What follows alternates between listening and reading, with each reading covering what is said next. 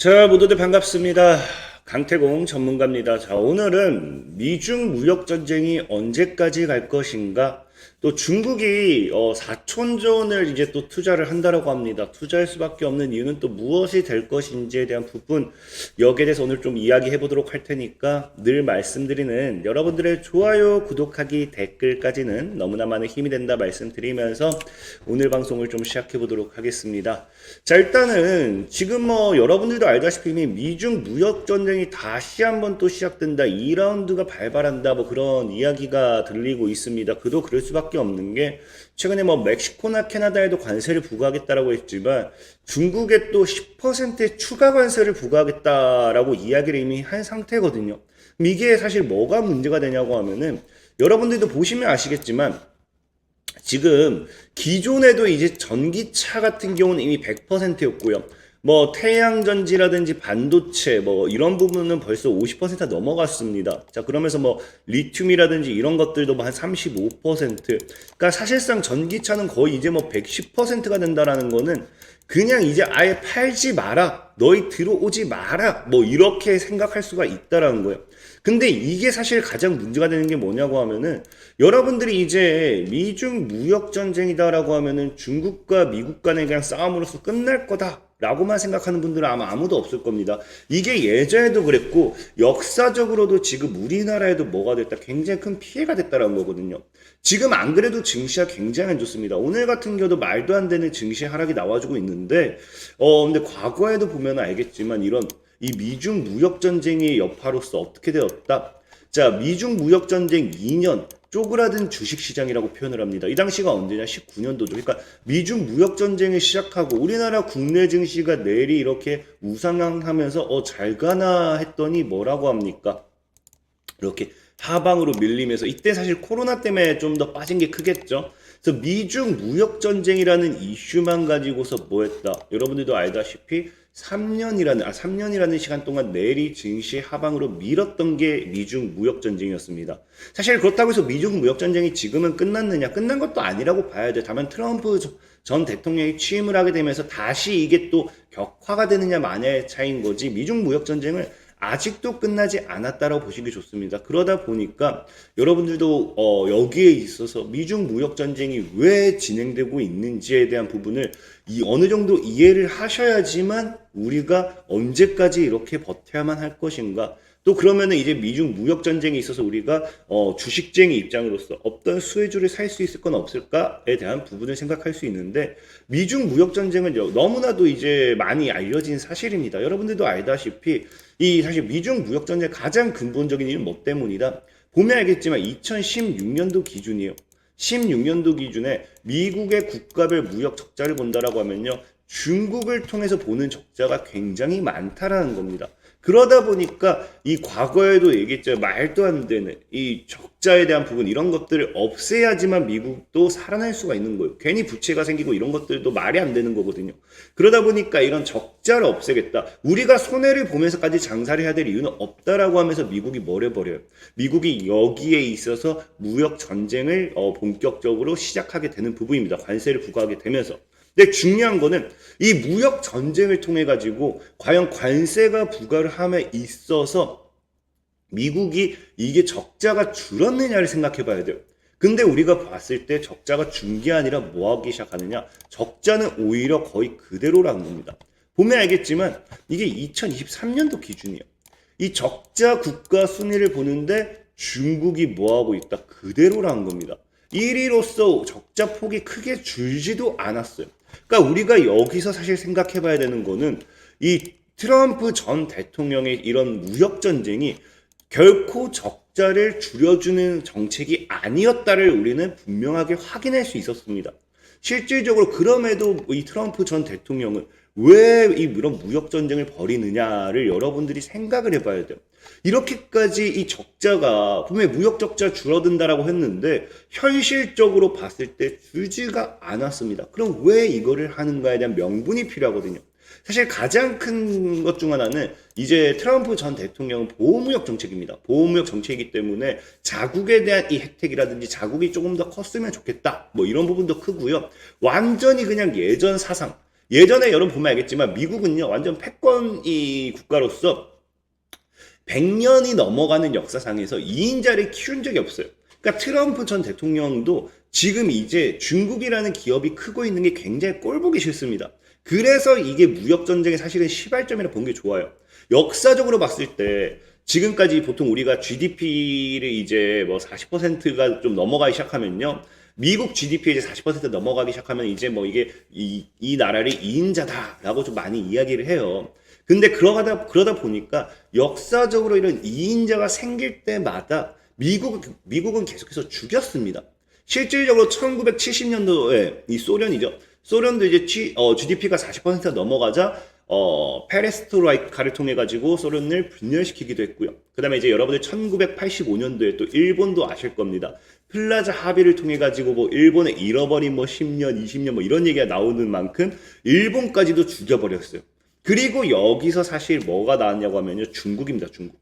근데 중요한 거는 중국이 강국이 됐다, 뭐, 이런 세계 2위로 우뚝 섰다. 이거는 여러분들도 기억이 나실 거예요. 갑작스럽게 우뚝 쓴 게 아니라 이미 2010년도부터 해서 이 GDP 40% 넘겨버리면서 중국이 강하게 치고 올라왔습니다. 근데 이 당시에 미국이 중국을 잡지 못했던 게 뭐였냐고 하면요. 2010년도라고 하면 여러분들 아시겠죠? 리머 사태 이후에 이 금융위기가 터지고 나서 이거를 이제 불난 집에 불을 잡기 위해서 너무나도 정신이 없었어요. 그러니까 불을 지나고 있는데 옆집을 때려줄 여유가 없었다는 겁니다. 그러다 보니까 이제 불을 다 끄고 어느 정도 경기가 다시 안정화되고 이런 것들 정책을 시행하고 났을 때 뭐가 됐다? 보니까 중국이 뭐 한다? 미국의 GDP의 65%까지 치고 올라옵니다. 그러니까 이게 사실은 뭐냐고 하면요. 중국을 예전에 죽여놨었어야 되는데 지금 죽이지 못했던 것들이 예전에 죽이지 못했던 것들이 지금에서 올라오고 있다는 거예요.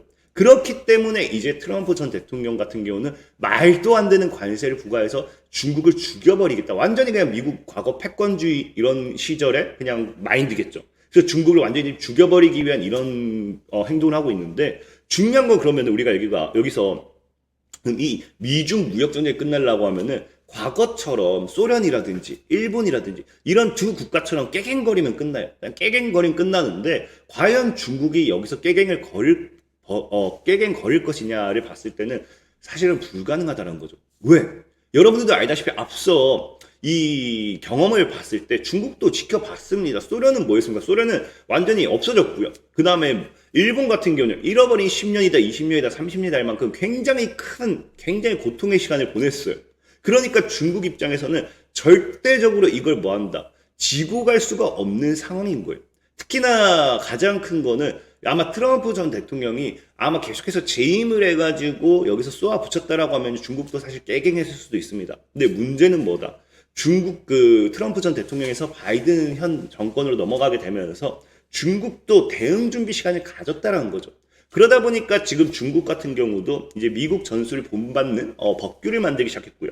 그래서 미국 기업의 블랙리스트를 만들면서 핵심 자원의 조달을 차단하는 이런 내용들, 이런 법안을 만들기 시작했습니다. 그래서 실질적으로 신뢰할 수 없는 주체라는 이 목록을 작성하기 시작했고, 최근에는 이제 여러분들도 알다시피 지난 9월 달에 이미 이 제재에 맞서는 시범을 보여주면서 케빈 클라인과 토미 힐피거 브랜드 뭐 이런 것들 해가지고 뭐 신뢰할 수 없는 주체 목록에 다 올려버리죠. 그러면서 신장 생산, 목화, 뭐 공급망에서 미국 기업을 배제한 첫 사례로서 이런 이 중국 같은 경우도 나와주고 있고요. 또 최근에는 또 몇 주 뒤가 지나서 인터넷 뭐 규제 당국과 관련된 싱크탱크가 뭐 미국 반도체 회사죠.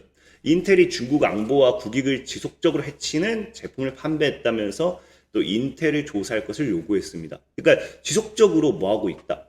중국 같은 경우도 미국과 계속해서 싸우고 있다라는 거예요. 그래서 지금 이게 사실은 얼마나 장기화가 될지는 우리는 장담하지 못해요.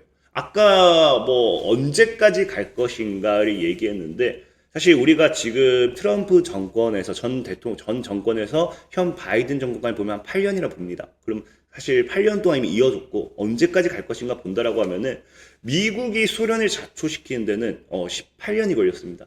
일본을 자초시키는 데 10년이 걸렸어요.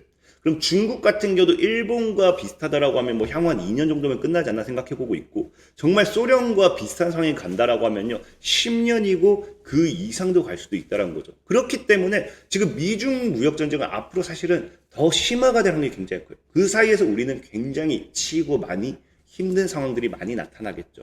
실질적으로 지금 벌써부터 뭐 하기 시작합니까? 보면 알겠지만 그 트럼프 전 대통령이 취임 전에 벌써부터 만나자라고 제안을 해요. 그러니까 이게 미중 무역 전쟁에 대한 미국과 중국 간의 이 사이에서 신경을 쓰고 있다라는 거예요. 그러니까 시진핑도 뭐합니다. 국가주석 같은 경우도 내년에 방한을 하겠다라는 이야기가 나오는 게 벌써 이 두 국가는 우리나라 이 사이에 우리나라 새우죠. 거의 새우를 어떻게 할지 지금 그냥 힘든 상황입니다. 지금 사실 우리나라가 앞으로도 굉장히 이 미중 무역 전쟁이 심화가 될수록 여기서 반사이익을 받는 기업들도 생기겠지만 여기서 오히려 정말 힘든 기업들도 많이 생길까 보고 있어요.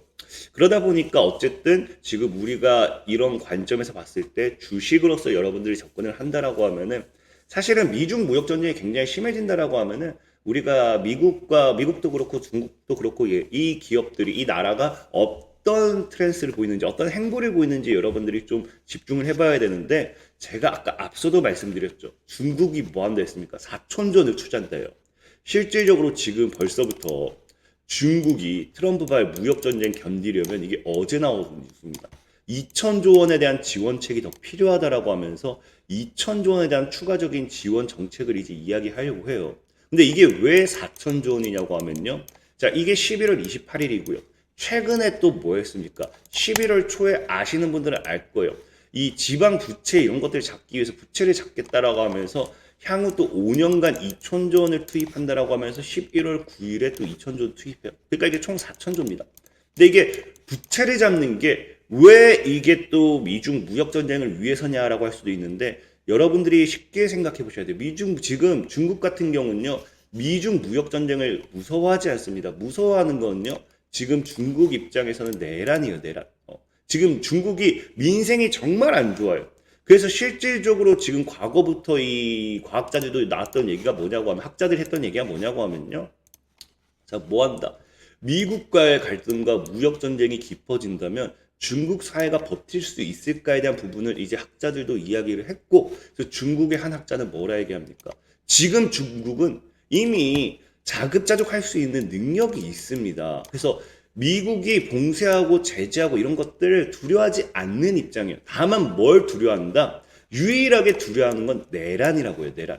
그럴 수밖에 없는 게 아까도 얘기했지만 중국이 민생이 정말 안 좋습니다. 그러다 보니까 지난 9월 달부터 시작했을 거예요. 그래서 상하이의 대형마트라든지 베이징과 후난성의 초등학교라든지 관둥성 주하이의 체육시설이라든지 장수성 우시의 직업학교 등에서 무차별 칼부림과 또 차량 돌진 이런 말도 안 되는 이야기를 가지고서 이 사회 보복 사건이라고 합니다.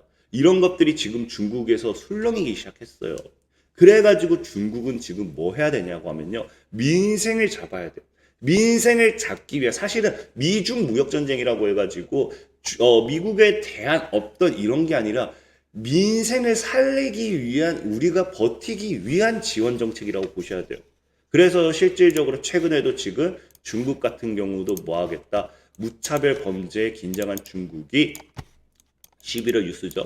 민생 법치 대책 쏟아내고 공동체를 강조하고 있다라는 거. 그래서 이 미중 무역 전쟁이 심화가 될수록 이 민생 잡기에 더 혈안이 되는 게 중국이다라고 보시면 좋아요. 그래서 앞으로 대규모 또 경기 부양 정책이나 이런 것들이 나올 건데 여기서 이런 대규모 경기 부양 정책들이 나와줬을 때 늘 반사익을 받았던 기업은 뭐냐고 하면요. 화장품주입니다. 화장품주.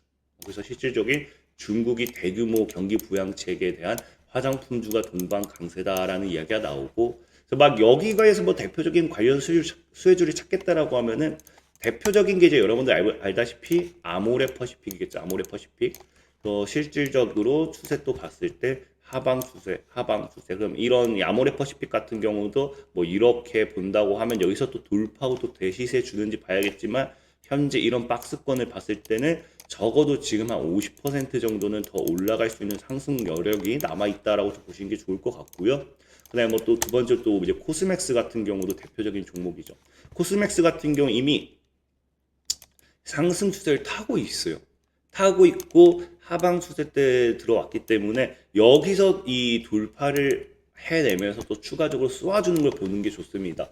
그럼 지금 자리에서 뭐 쌍봉대를 만들고 있긴 한데 여길 또 돌파하면서 신고가 패턴으로 갈 수 있겠죠. 어쨌든지 여기서 상승 수세를 타주면서 전고점까지 신고가 못 간다 하더라도 단기 고점까지만 가준다 하더라도 지금 자리에서 50%는 또 열려 있다 보시면 좋아요. 그래서 지금 이 미중 무역 전쟁이 심화가 될수록 뭐 과거에는 히토류 이런 걸 많이 봤다라고 하면은 제가 보는 관점에서는 지금 이제 중국이 경기 부양 정책을 굉장히 많이 던질 거예요. 그럼 이 경기 부양 정책을 굉장히 많이 던지니까 여기 관련되어 있는 반사의 개수에는 사실 화장품이 되는 게 맞다라고 좀 보고 있고, 그런 관점에서 이런 경기 부양 정책, 민생 관련되는 부분에서의 수혜주들을 좀 여러분들이 공부해 본다라고 하면은 미중 무역 전쟁이 아무리 심하다 하더라도 여러분들이 수익을 보는 데 있어서는 어렵지 않을 거다 좀 말씀을 드리면서 오늘 방송 마무리하도록 하겠고요.